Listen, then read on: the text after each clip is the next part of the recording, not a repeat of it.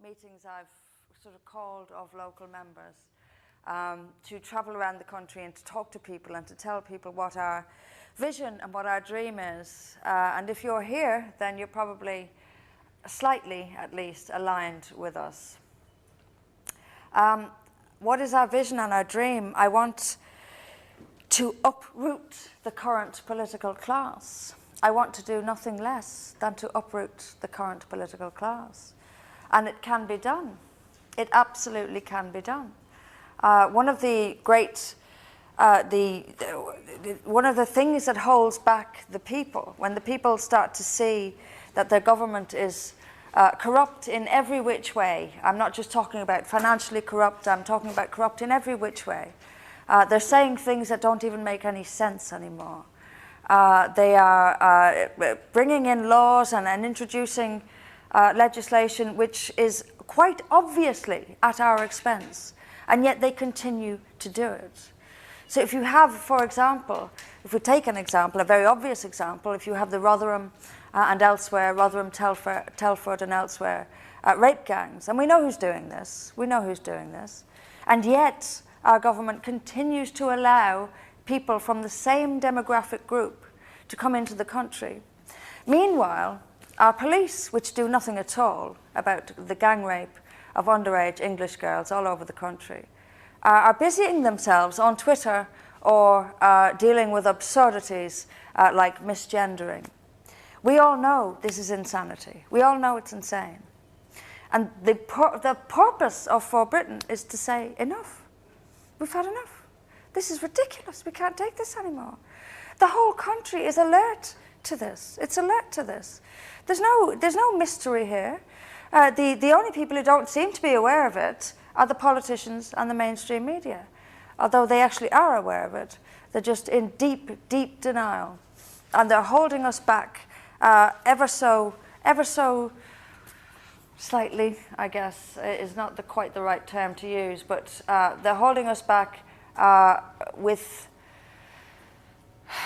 without purpose, there's no truth to any of this, there's no honesty to any of this. They're holding us back with a sieve, if you like, a sieve. There's no holding back what's really going to happen now. And what's going to happen now, the next 20 years in this country are going to be very, very different to the last 20 years. They really are. And people keep telling me, oh, I like For Britain, I like what you're saying, but we live in a first-past-the-post system, you're never going to succeed. Nonsense. Nonsense. Nonsense. The Labour Party itself came from nowhere and was in government within a couple of decades through the first-past-the-post system. Before that, it was the Liberals and the Tories.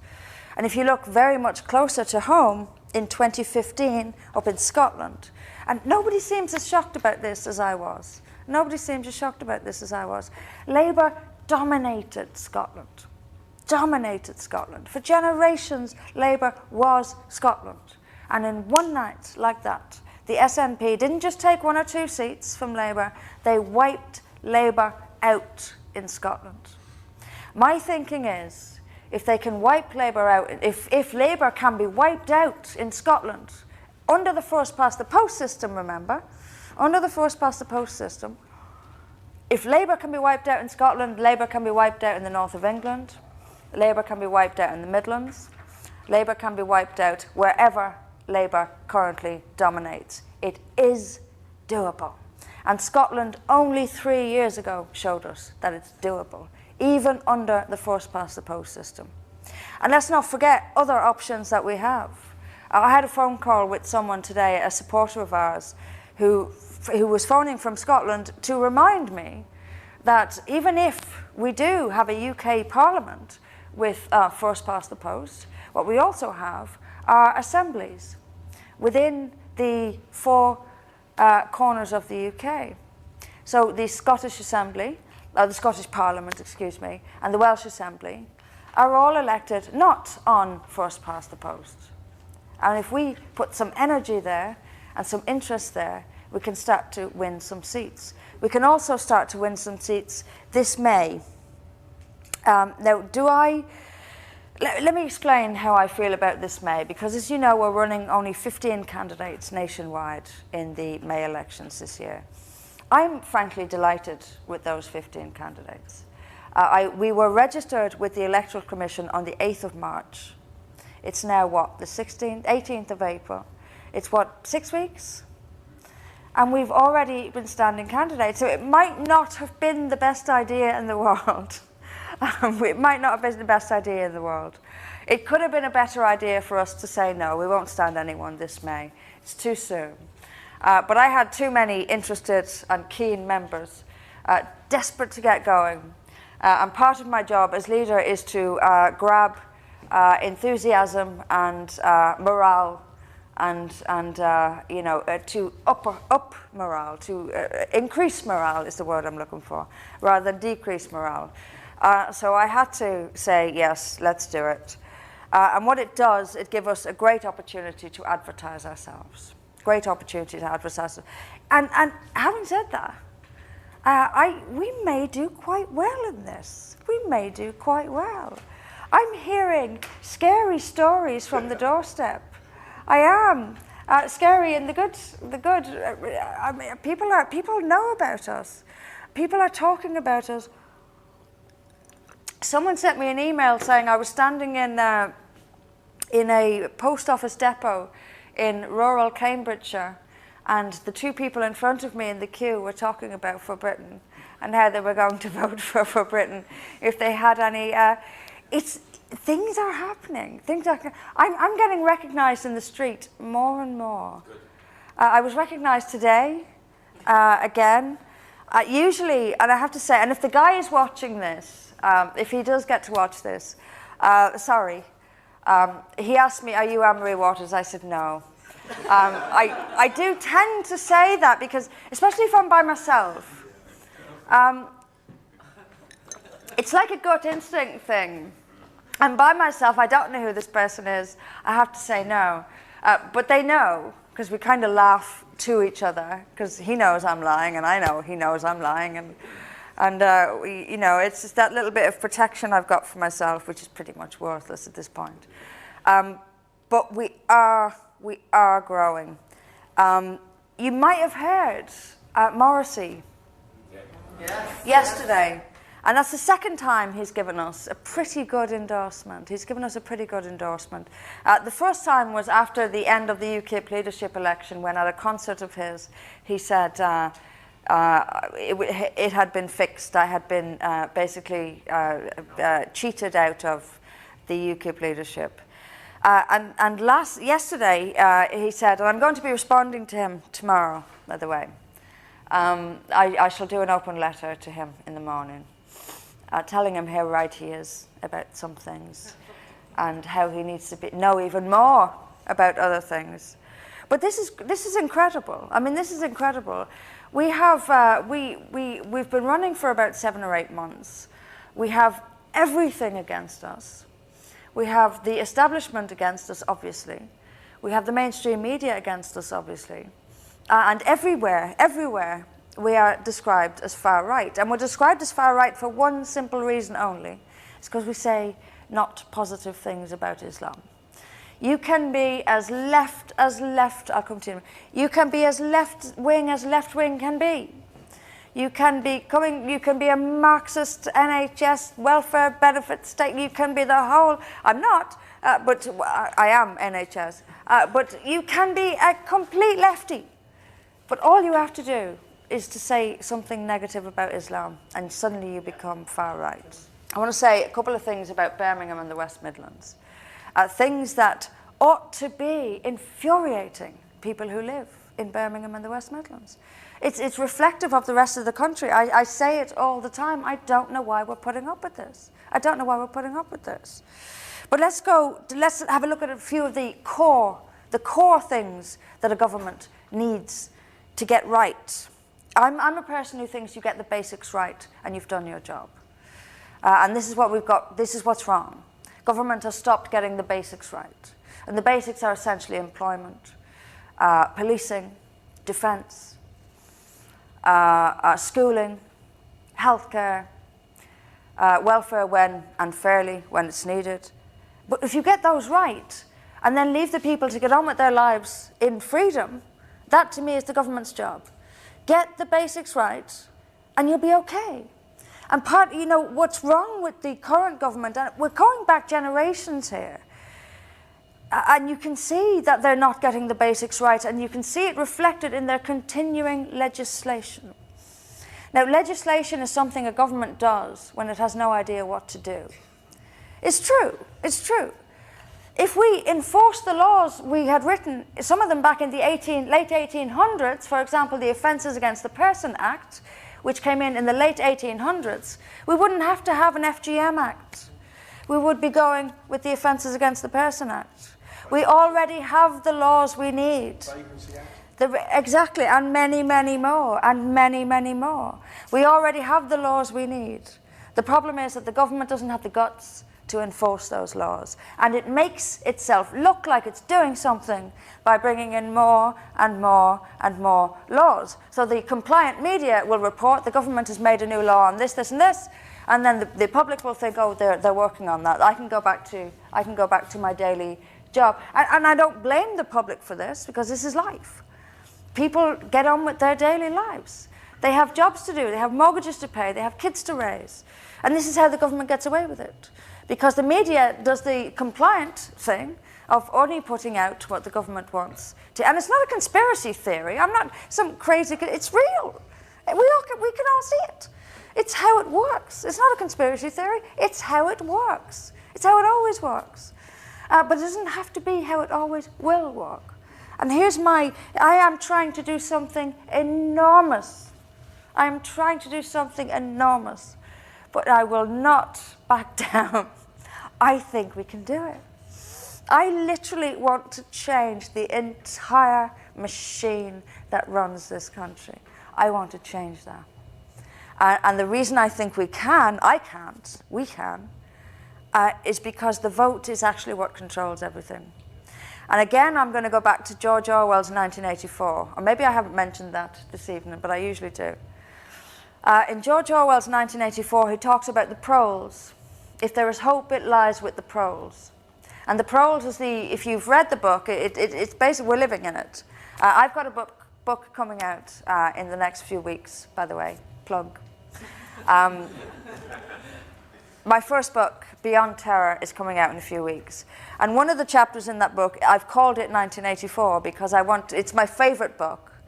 It's absolutely miraculous. The man was a genius in how he predicted human behavior and how we would behave. And it's all there. It's all there. We don't have the telescreens, but we do have the technology for the telescreens. But the major thing that we have now, which is written in 1984, is the rewriting of history, the rewriting of reality. What we see with our own eyes is not truth. What the state tells us is true. That's what's true. And if what we see with our own eyes conflicts with what the state tells us, then we're wrong. And we're committing an offense. And this is the world that we're living in. This is the world that we're living in. So when government tells us things, we should take it with a pinch of salt. And we should look instead at the evidence that's around us. I want to talk about those basics that we're getting wrong, and to bring them home here to Birmingham. In 2017, just to give you a clue or an example, in 2017, Birmingham was the unemployment capital of the UK. The Tory announcements that year, and I'm not here to go after the Tories, I'm here to go after the whole lot of them. They're all as bad as each other. The Tory announcements about falling unemployment in 2017 were a nonsense, because they did not take into account at all 0 hours contracts. They didn't take into account at all stagnant wages, low pay, part-time jobs. People who are barely struggling to get by were counted as a rise in employment. And even in that context, even in that scenario, Birmingham was still the unemployment capital of the UK in 2017. Crime was up in 2017. You won't be surprised to hear. Across the West Midlands, crime was up. There were some areas within the West Midlands in which it was down, but in the vast majority of them, it was up. 78% up in February this year. 78% crime was up in some areas of the West Midlands. I think that's actually a shocking statistic. Don't you agree? An absolutely shocking statistic. In March 2018, homelessness in Birmingham was the highest has ever been recorded. In March 2018, homelessness was the highest it's ever been recorded. Now, Birmingham is the largest local authority in the whole of Europe. It has a budget of about £3 billion a year. It has also, now keep in mind, unemployment the highest in the country in 2017. Homelessness, highest it has ever been recorded in Birmingham last year, and crime up staggering percentages in areas across the city. Meanwhile, 23 unelected officials on Birmingham City Council were paid over £100,000 a year. The chief executive of Birmingham City Council took home £185,000 a year. And to put that into some sort of context, the average nurse in the UK takes home £26,000, and the average police officer takes home £30,000.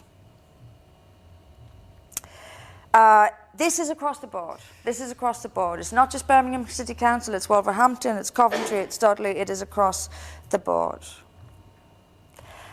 To give you just a couple, I'll move on from statistics. I like to give some statistics, but I usually like to talk around them.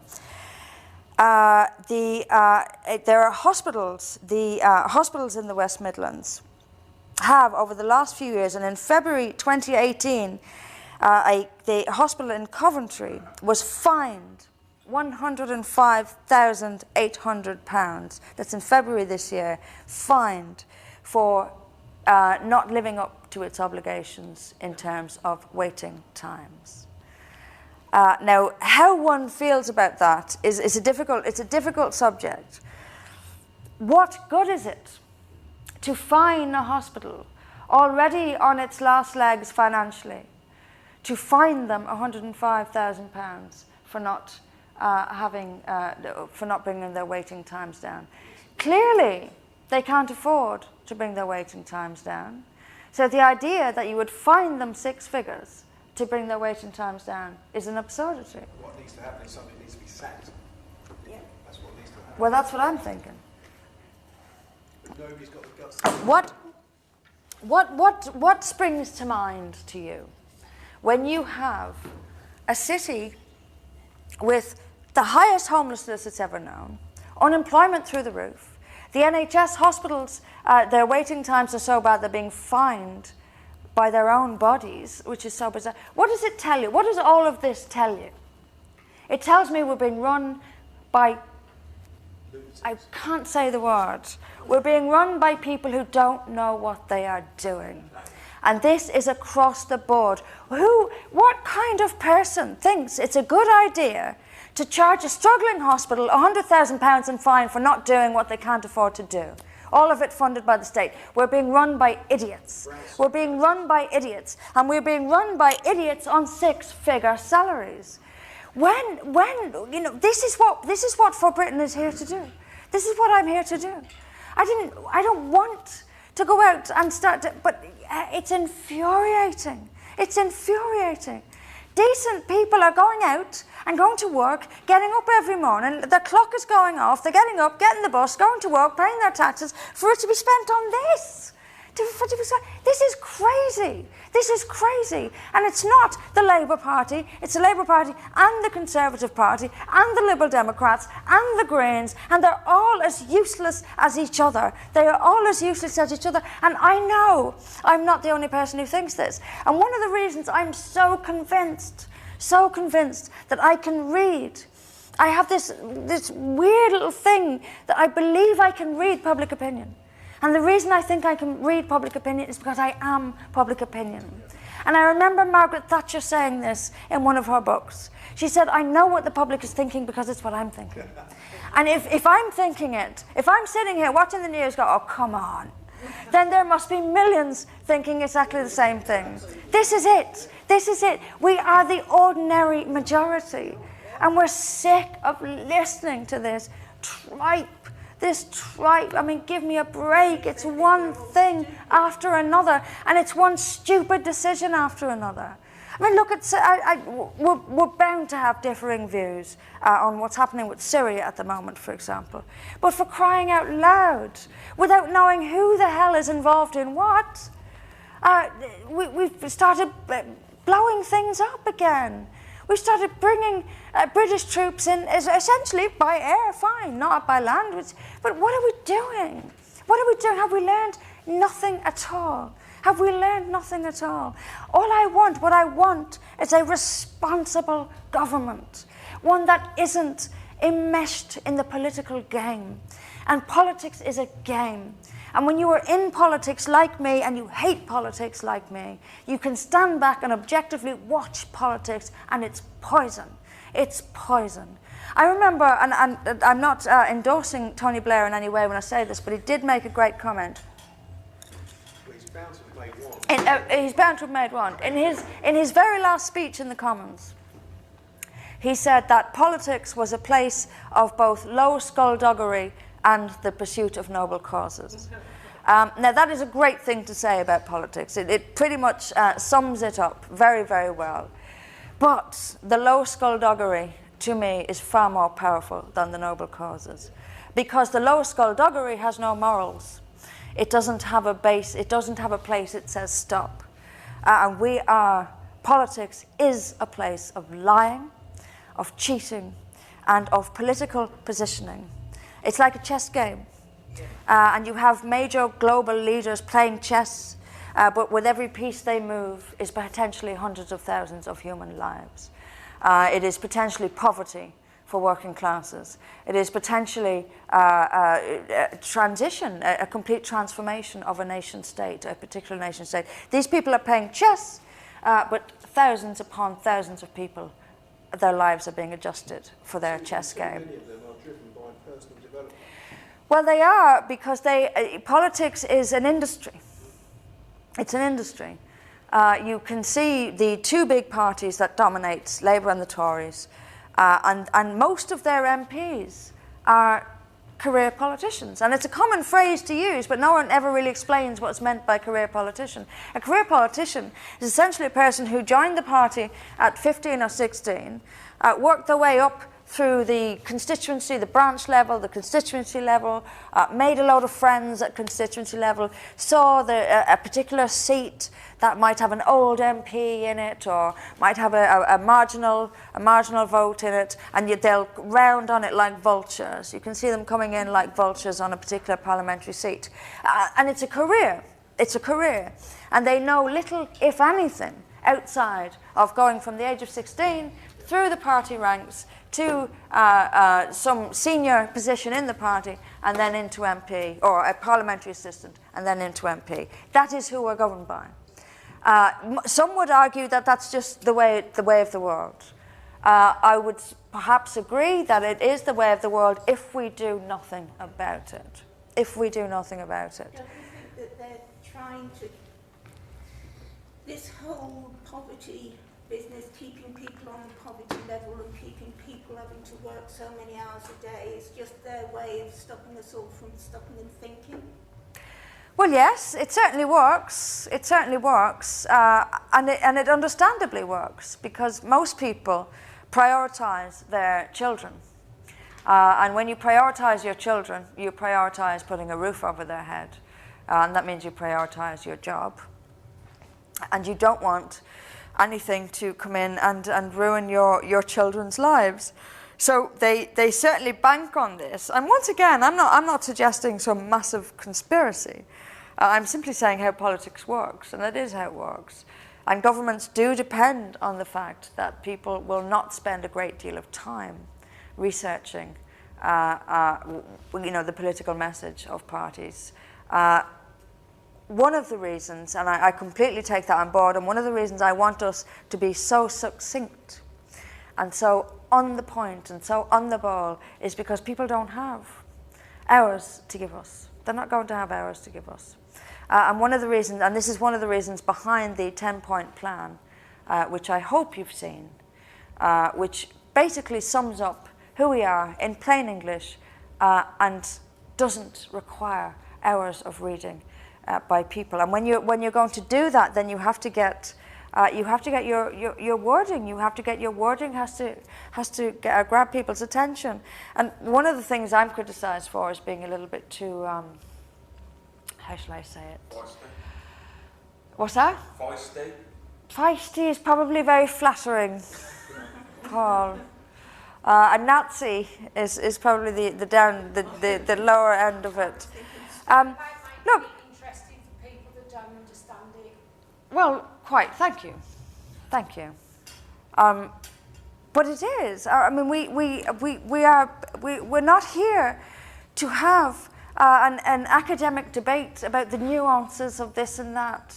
And the left loves academic debate because it keeps them in the lecture halls where they're familiar with.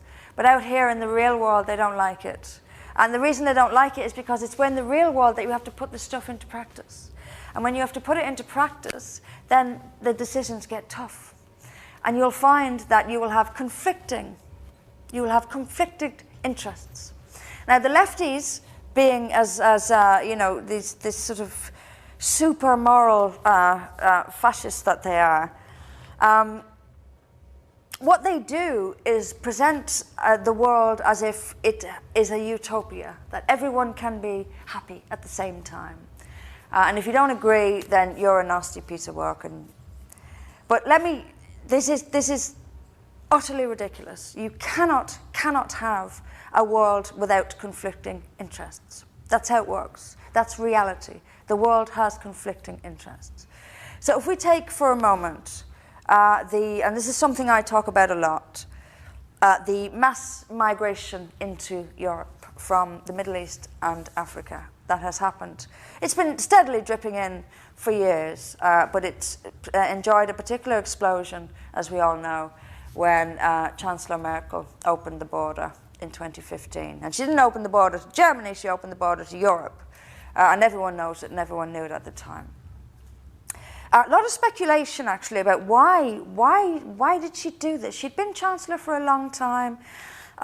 She's generally a Europhile, which was probably an understatement to call her a Europhile. But why did she consult nobody about opening the German borders at that time? Considering she was such a Europhile, it seems odd that she actually did this of her own volition and opened the borders of Germany, knowing full well. And she invited the whole world to come here. We know this. And she knew full well what would happen. It seems odd to me that she would suddenly do this, and she did do it quite suddenly. But in any case, my own theory is that the establishment is waking up to the fact that the Europeans were waking up, and they had to speed up the process somewhat of migration. Seriously, I'm not a conspiracy, but it's a theory, and one I think is probably very legitimate. So we have this mass migration coming from the Middle East and North Africa, and we are being asked in Europe to tone down, to compromise, to essentially give up values that people have fought for hundreds and hundreds of years. We are being told this by a corrupt, unelectable, because the EU is entirely involved in this, and we have to, you know, I say this over and over again, and I'm delighted to see that it's gaining ground. I'm getting more and more contact about this one particular policy, and that is getting rid of the European Union, getting rid of it altogether. I think more and more people are realizing that in order for any of us to be free of the European Union has to go. It has to go. Let's say we got out of the EU in 2020. What then? What then? We're going to be an independent country. Great. That's what I want. It's the first step. but we're going to be relatively small, although for our size, punching above our weight militarily and economically and otherwise, but relatively geographically small out on the outskirts of mainland Europe. And what we will have on our doorstep, and France is only over the road, let's not forget. What we will have on our doorstep is a totalitarian, pan-Europe state with an army. Yeah, but they won't have money. With an army. Oh, they will have money. There's still money in Europe. There's still money. There'll be a lot of money missing. There'll be a lot of money missing because the UK is the big cash cow. We all know that. We all know that. But maybe they'll just up the taxes on everyone else and to make up for the money they'll be missing. I agree.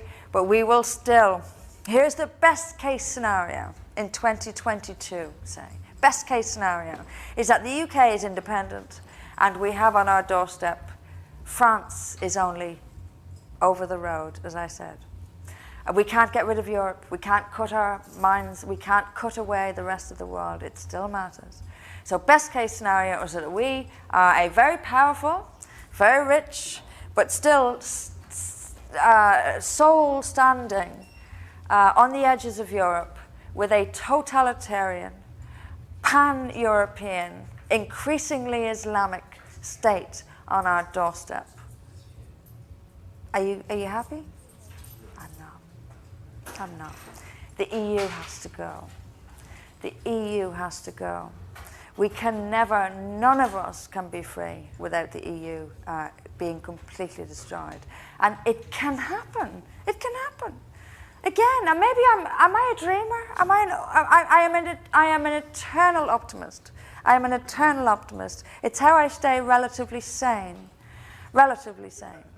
But I am an eternal optimist. But I look at history. I'm a history fanatic. And I read history. I've read history for hundreds of years. I haven't read it for hundreds of years. I've read it over hundreds of years. And you will see that there come times when real change happens. You'll have a long period of sameness, and then something extraordinary will happen. And it'll be written in the history books. And in the last century, 2 earth-changing events happened in Europe alone. The First World War and the Second World War. And that's only the 2 biggest of major continent-changing developments that happened in the last 100 years. The progress of human life is speeding up. Things are changing. And I honestly believe now is the time. Now is the time. The British people are, I think, more pro-Brexit than they were on the 23rd of June 2016. Because they've seen, since that, what a bully the European Union actually is. They could have shaken our hands on the 24th and said, fair play, all the best, let's make this as painless as we can, we're all grown-ups. But they didn't. They decided to punish us, and they're punishing because we are not getting out of the European Union based on this vote. We're not. And this is being recorded, so I'm hoping it'll age, but I really do believe that. There's no way we're getting out on this vote. It's going to drag on and on and on. And I honestly, there is a growing movement across Europe to bring the whole corrupt thing crashing down and restore the European nation state. And it's going to happen. It's going to happen. Now, there's no one in Britain at this time to pick up that wave. No political party to do it. That's where we come in. That's where we come in. I'm serious. Broadcasting what the other European Union countries fear. Slovakia, Hungary, nobody is broadcasting that they are so unhappy with what is happening. Well, the Western media doesn't want the Western people to know that they've got backup in the East, but they do. There's no denying it. You can only, like I said earlier, they're holding it back with a sieve. There is no going back from this now. The people have had enough. We are watching Europe turn into a third world nightmare. We are watching the Greek islands, for example. You know, these are places of old European mythology. That's how far, you know, this is how old this is. And yet I've seen videos of people on islands, on the Greek islands, their houses where migrants just came in and just opened the door and walked into the house. I've seen, you know, this is disgraceful. This is disgraceful. Italy, Sicily, beautiful Sicily, overrun. We don't have any idea what's really going on. And still, to this day, thousands come into Europe every single day. And as for Germany, I lived in Germany when I was 20. And I was an au pair there. And every weekend, well, any weekend I wasn't looking after the kids, I would go off to a different city in Germany and do my bit of touring. This was 20 years ago. I visited almost every city in Germany in the space of about 6 months. Except Munich, for some reason. I never went to Munich. I don't know why that was. I would not do that today. I would not do that today. And I don't think a 20-year-old woman on her own would be safe to travel around the train stations of Germany today. Now, that's a huge, huge jump in only 2 decades to say that in the late 90s, early noughties, a young woman could go around Germany by herself. I never felt unsafe. Never felt unsafe. Anne-Marie, do you feel safe in East London?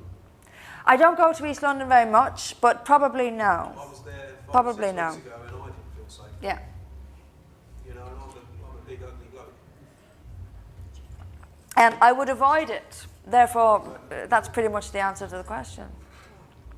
But there's absolutely no way. You know, we're changing. We're changing this continent beyond all recognition. And I don't... I do know what to say, because I know exactly what the public needs to hear, which is that we mean what we say. I mean every word I'm saying. I would not put myself through this if I didn't mean it. Now, everyone who joins For Britain is doing it out of genuine passion, genuine concern for this country. And I know this. Now, I have absolutely no doubt. It terrifies me. It terrifies me. But I have no doubt we're going to succeed. I have no doubt we're going to succeed. I can't see anyone coming anywhere close. And this is not about me. I'm not blowing my own horn. I'm talking about us. I'm talking about the message we have, which is and let me talk a little bit about political positioning for a minute, because unfortunately this is the world that we live in. So we need to look at the political market and see what gaps need to be filled and whether we can fill them or not. This is another reason. This is political strategy. We've gone away from morals and ethics now and into political strategy. I believe we have also got the right political strategy. The political message is absolutely spot on. And there are a couple of gaps in the market. One, immigration. No, who's talking about immigration? Only us. Even UKIP isn't talking about immigration. Even UKIP isn't talking about immigration. So let's clear it up. Let's clear it up. I don't want, and I gave this message yesterday on my webcast, I don't want Caribbean immigrants who came here 50 years ago completely legally and have done nothing wrong in all that time thrown out. I mean, what's going on here? What makes them think that that's what the public wants? These people have done nothing wrong. The people who came here illegally, worked, lived, integrated, and now they're being thrown out. This is insane. So we need to make this very clear. We, the people, do not want law-abiding, legal migrants who've been here for 50 years thrown out of the country for no good reason. That's not what we want. That's not what we want. Exactly. So they have integrated.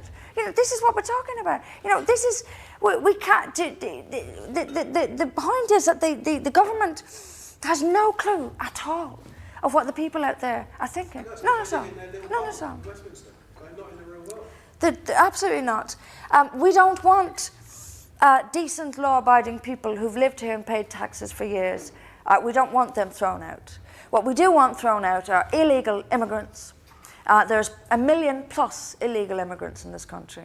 Why don't we find them instead of deporting legal immigrants? Have you ever heard anything? We've got 1 million illegal immigrants and the government is throwing out the legal immigrants. You can't make this stuff up. You can't make this stuff up. That's the level of incompetence. And real people are suffering. Real Same people are time with suffering. The border force and the police force. So who's going to do the physical work? Getting rid of the illegal immigrants. Well, who's doing the physical work getting rid of legal immigrants? The point is that the resources are all over the place.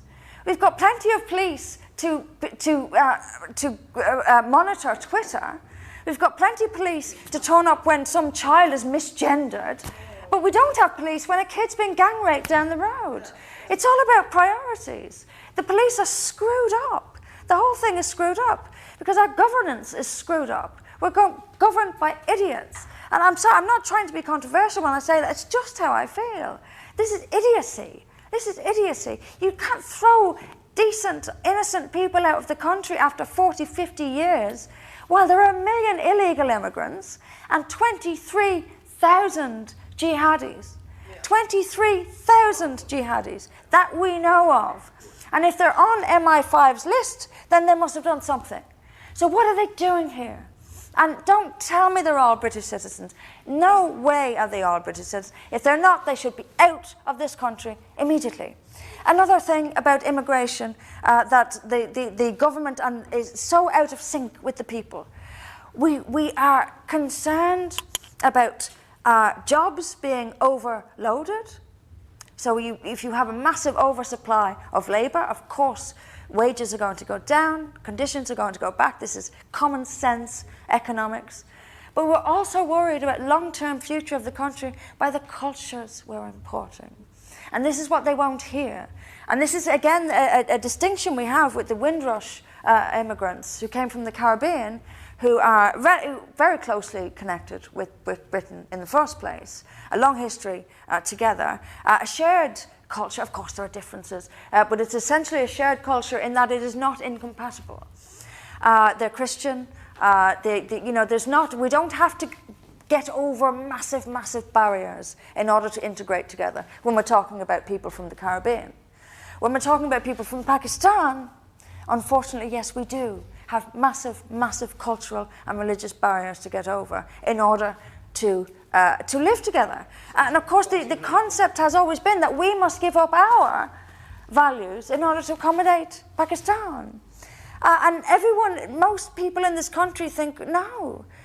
Even if they're okay with people coming from Pakistan, the very least they want is for people from Pakistan to adjust to British ways and not for us to adjust to Pakistani ways, which to us come from the 7th century. And we don't really want to go back to some religious tyranny, nightmare, some dark ages. We don't want to go back to the dark ages. People will throw at me, but the Vatican did this 700 years ago. I said, well, who cares? None of us were around 700 years ago. They're doing it now. You're complaining about what the Vatican did 700 years ago and ignoring what Islam is doing now, which is worse than what the Vatican did 700 years ago. This is the insanity of it all. We don't want completely incompatible cultures coming in to our country. We don't want it. We're not against every person who happens to be an immigrant. We're decent, common sense people. But we know that if you open your borders to a country in which the vast majority of them, for example, mutilate their daughters, as in Somalia, where 98% practice FGM, what are we going to get? What's going to happen? What's going to happen? If you open your borders to Somalia, what are you going to get? You're going to get FGM. You're going to get so much FGM that you can't handle it. So you're going to have to let it happen. And when you let it happen, the law of the land means nothing. British authority on British soil begins to break down, and Britain itself begins to become fractured. And on that, Birmingham may well be the 2017 capital of unemployment. It's also the UK's capital of FGM. And hundreds of new cases of female genital mutilation are discovered in the city every single day. Every single day. This is the FGM capital of the UK. We also know, and I'll bring it a little bit onto the most controversial subject, which is, of course, Islam. Now, just to say a couple of words about Islam. People call us a single issue, blah, blah, blah. They know it's not true. UKIP I'm not here to attack UKIP, but I just want to make the comparison because it's relevant. UKIP is an actual single-issue party because it was set up for a single issue. It was set up to get the UK out of the European Union, and it had no other real purpose. I don't think there was any time that UKIP was actually serious about going into seats and actually removing the corrupt establishment. They certainly talked about it, but it was always from an anti-EU perspective. I think UKIP, people say to me all the time, well, you can't possibly succeed under first past the post. If UKIP couldn't, you couldn't, you can't. And I think, but UKIP was never meant to be. This is not the same thing. UKIP, first of all, was seen by many Labour voters, in the north of England especially, as a Tory, as the Tories, as just a new Tories. There were very specific issues that were wrong with UKIP, including the NHS. There was never any clarity from UKIP on their position on the NHS, and this is huge. If you want to really, really work, if you want to really operate in the political market in the UK, you've got to get your message right on the NHS. It's key, especially if you want to break in.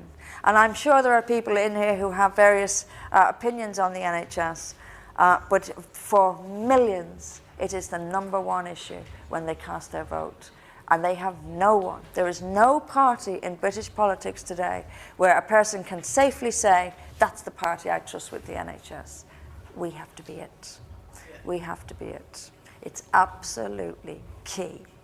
We have to have a new message on the European Union, which I've already explained, which is get rid of the whole thing. We will be friends with our neighbours in Europe. I love Europe. I've lived in a few European countries. I love Europe. Because I love Europe, I hate the European Union. The European Union is destroying Europe. I love France. I love Italy. I toured Italy. The most wonderful holiday I've ever had was the one around Italy, where we saw these beautiful statues and thousands of years of history.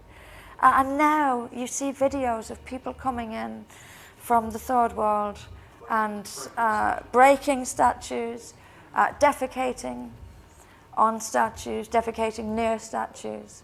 I can't be the only one who feels furious about this. I can't be the only one who feels furious about this. We've got to get these things right. We've got to get these things right. So let me sum up. European Union, yes, Brexit. Yes, Brexit. But let's think bigger. Let's think bigger. Let's get rid of the EU altogether. And I think people are receptive to that message because I think people know that Brexit alone is not enough to save us as we know. Brexit will do nothing about the tens of thousands in Calais jumping on trucks. Nothing. Nothing at all.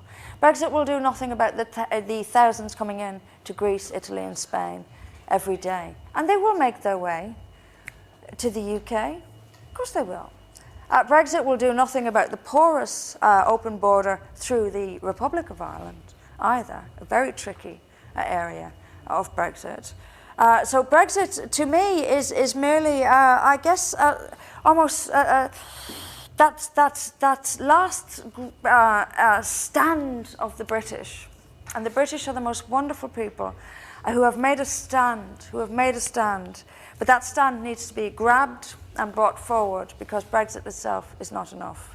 And no one can do this better than the British can. No one can do this better. We can lead a defiance against the European Union, and it can be done. It's creaking. We just need to push it over. Here at home, we need to get the basics right. Sort out the police. Now, I notice that we are coming up to an anniversary of the murder of Stephen Lawrence. Is it the 30th anniversary of the murder of Stephen Lawrence? One thing we have to do, and I said this throughout the UKIP leadership election, and it's something that's going to make us even more unpopular among the elite, but even more popular among the voting public. we should denounce and disown the findings of the Macpherson inquiry into the murder of Stephen Lawrence. And to clarify what they were, they racialised law and order in the UK.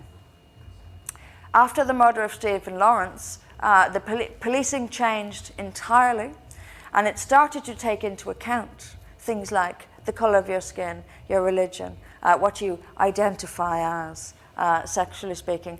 It essentially broke down the idea that we are all equal, individual British citizens, which is what we should be. There should be no hate crime. There should be no hate speech. There should be an equal British citizen, all colours, all religions, all sexes, whatever, under one law, and that is British law. Now, that is the exact opposite of what the Macpherson inquiry said. So, can you imagine what The Guardian will do to a party that said we should disown the recommendations of the Macpherson inquiry into the murder of Stephen Lawrence? No one is going to do that. No one is going to do that. Not in a million years. But we will, because it's the right thing to do. It made a mess of this country. It made a mess of policing in this country. We must get rid of the culture of political correctness, the culture of multiculturalism, and treat every single citizen as an equal citizen, regardless of their colour, regardless of their background. If you're a British citizen, you have the same rights as the one next to you. No more hate crime.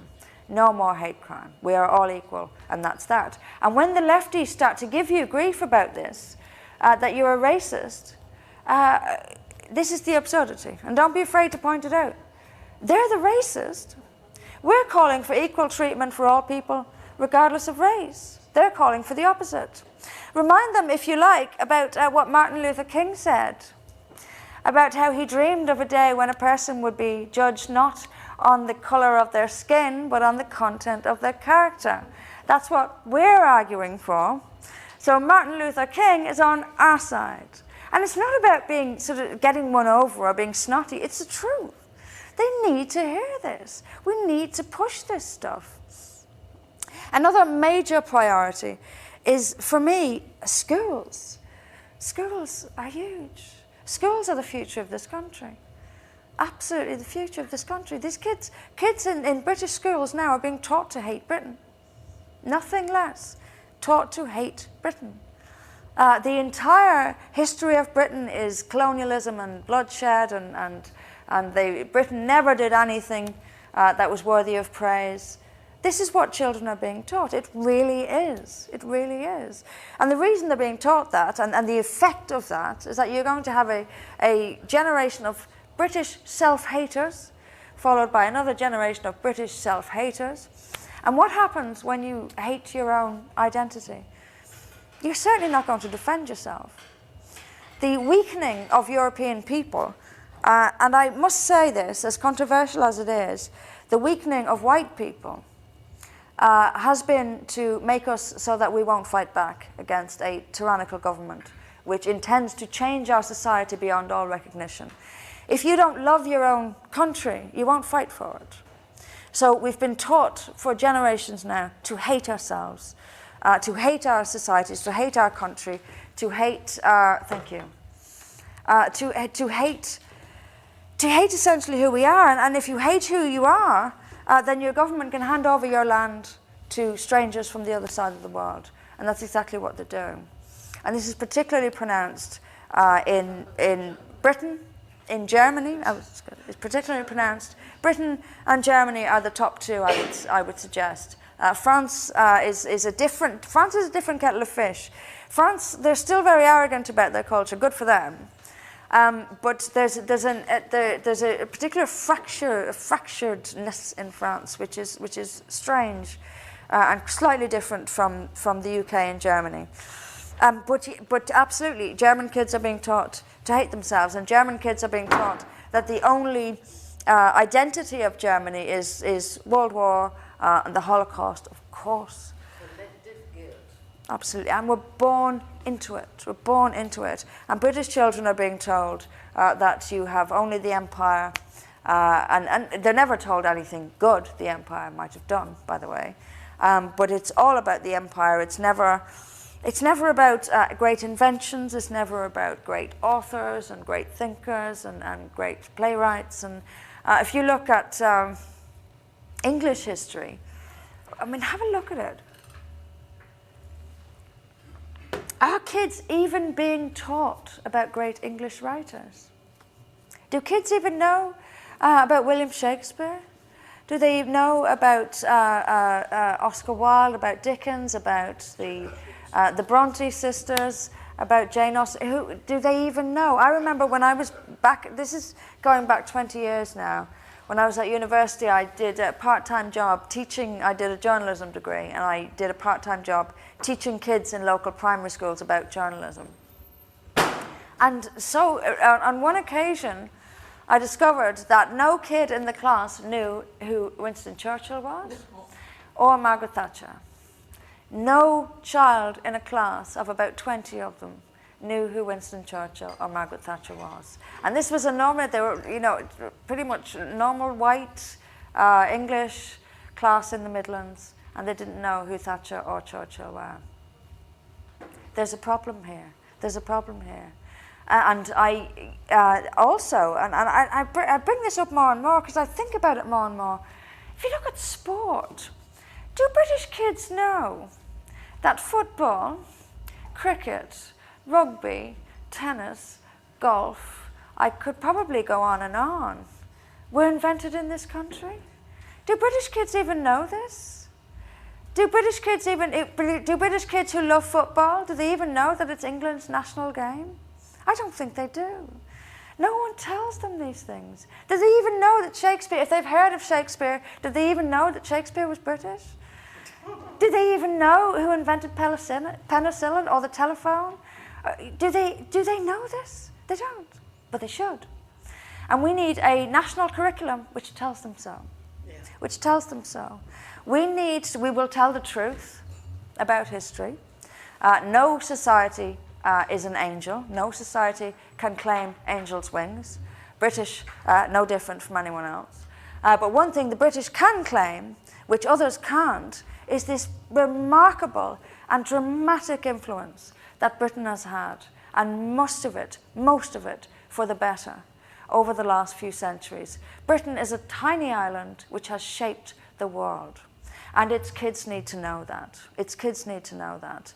They need a bit of self-confidence. Boys in particular, I think, are suffering with a serious self-confidence issue.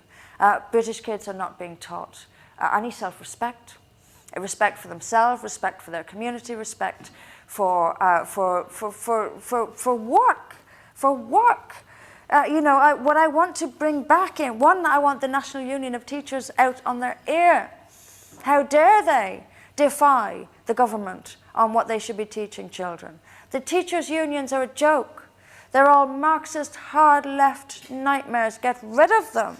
The idea that they have influence over the teaching of Britain's children is actually frightening to me. Get rid of them. Get rid of them. If you go onto the National Union of Teachers website, you'll see they've got all this pro-Hamas stuff. What the hell has that got to do with teaching kids in the UK? Why are you writing pro-Hamas documents on the website? This is it. It's absolutely shocking. And they are pro-immigration, and they are pro-Islam, and they are absolutely no shame with any of it. Get them out. Get them out. Politics, other than teaching history and objective truths about political ideologies, teachers should not be bringing their political views into the classroom. Nor should they be bringing their sexuality into the classroom. You go in and you teach children how to work, how to function, how to earn a living, how to pay respects to their neighbours, to themselves, and to their country. This is what we ought to be teaching children, and nothing else. Their views on homosexuality or transgenderism or any of the rest of it is not for the state classroom. Let's produce working people who know how to function as grown-ups in a capitalist economy and know how to work.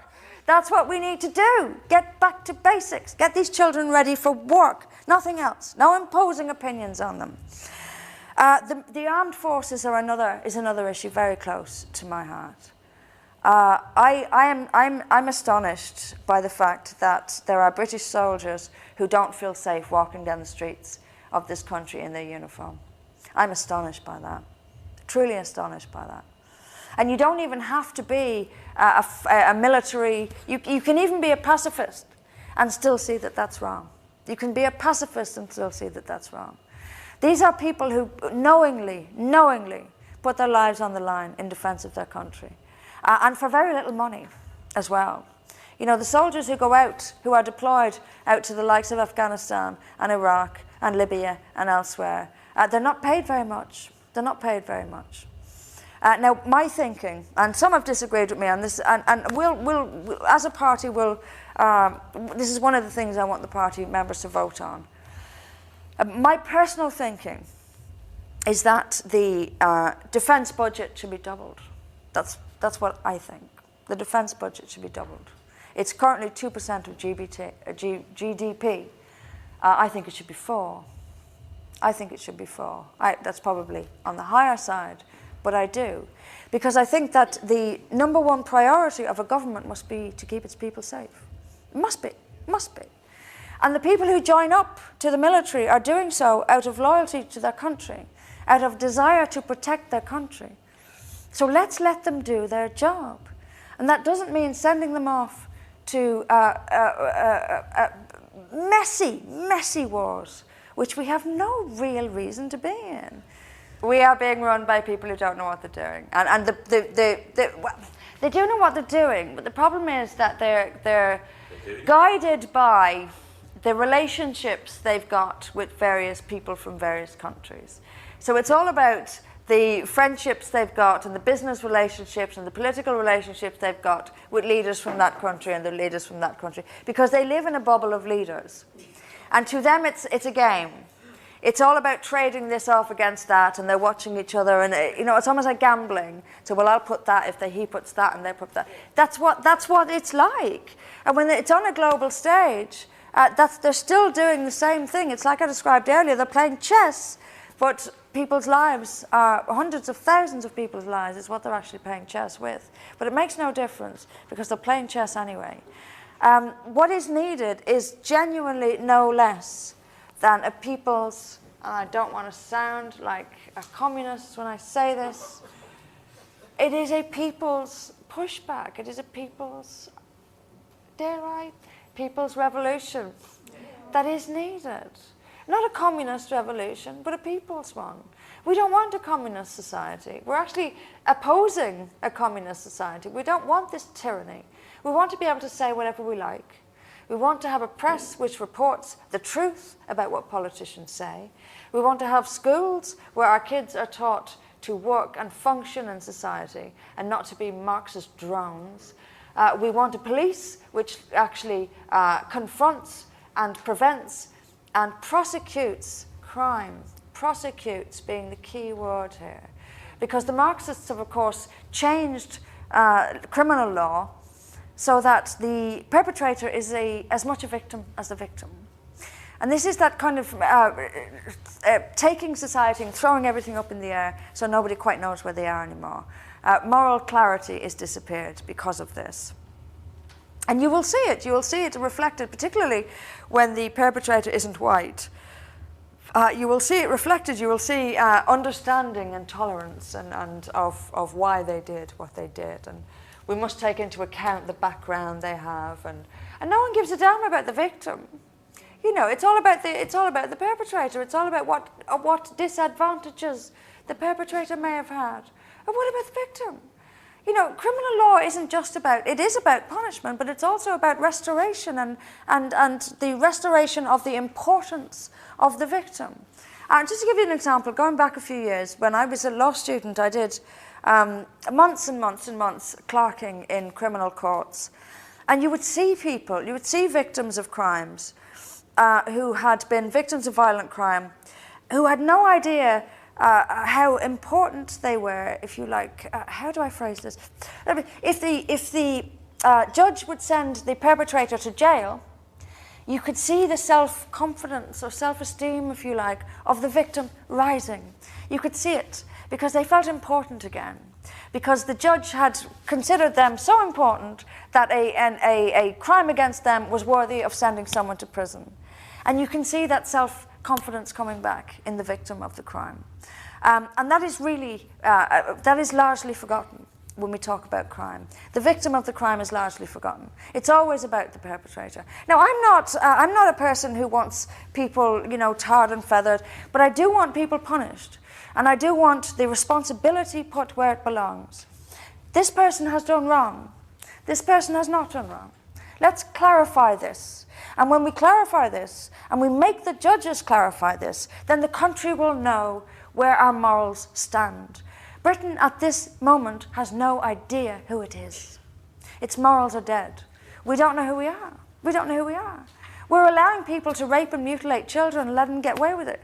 And that leaves us wondering, what are our morals after all? I thought we decided that it was wrong, terribly, terribly wrong, to rape children.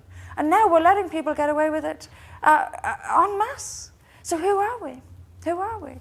We have no moral clarity. And one of the things that the British people are desperately waiting for is some clarity on right and wrong.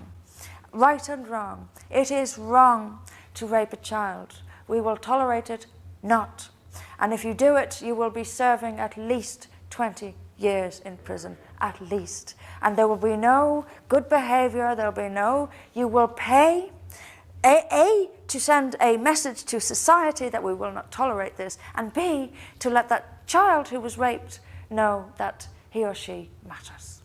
This is important. We need to find our morals again. We need to understand who is the victim and who is the perpetrator, and we need to stop this disgusting Orwellian twisting of our morals and find who we are again. And who we are is a democracy who loves our country and our culture and who will protect it from all dangers, including immigration, and it is a threat to British culture. Of course, we're not talking about a woman from Spain living down the street. Come on.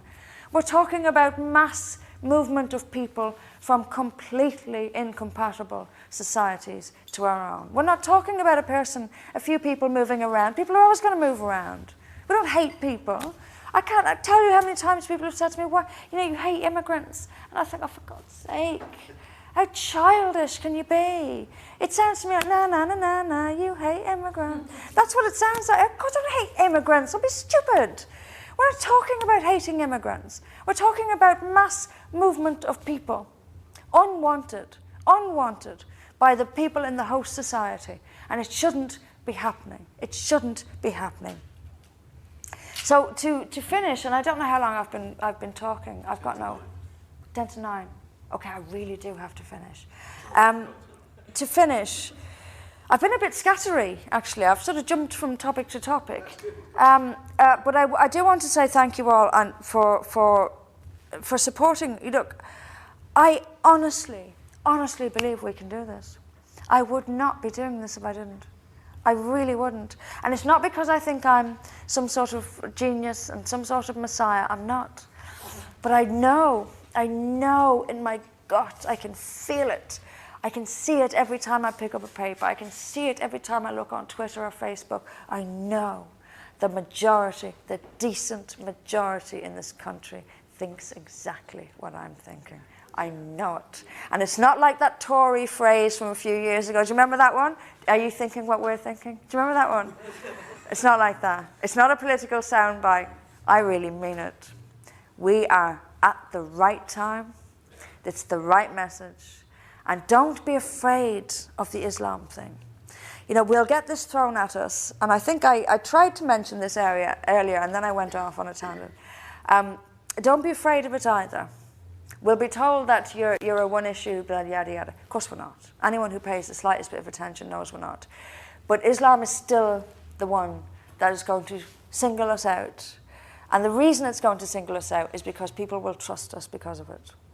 Nobody in politics, and I include UKIP, will say what needs to be said about Islam. And what needs to be said about Islam is that we're not talking about terrorism. Yes, we all know it's only a minority who support terrorism, but terrorism's not the problem. It's the culture. it's the beliefs, it's the religion itself. And we're bringing this en masse, and it is having a profoundly negative effect on our society, and we want no more of it. And the only answer is to stop, I'm afraid to say, stop immigration from Muslim societies. That is what almost half the country wants. And if they knew the truth, we'd be into 70+%. I have no doubt about it. So we need to get people to that 70+%. I'm not going to go out, I don't want us to go out and pick on innocent Muslims. There will be no crimes against Muslims in the streets. I will not tolerate anyone going out and beating up women in the streets for a headscarf or anything else. But we will not have the Islamization of our society. We will not have it. And Muslims, moderate or otherwise, need to understand that we will not become an Islamic society. We will stay British. We will maintain our freedom of speech. We will mock, satirize, and criticize whatever the hell we like. And no one gets to come into this country and tell the British people what they can do. And I shall leave it at that. So thank you for coming along.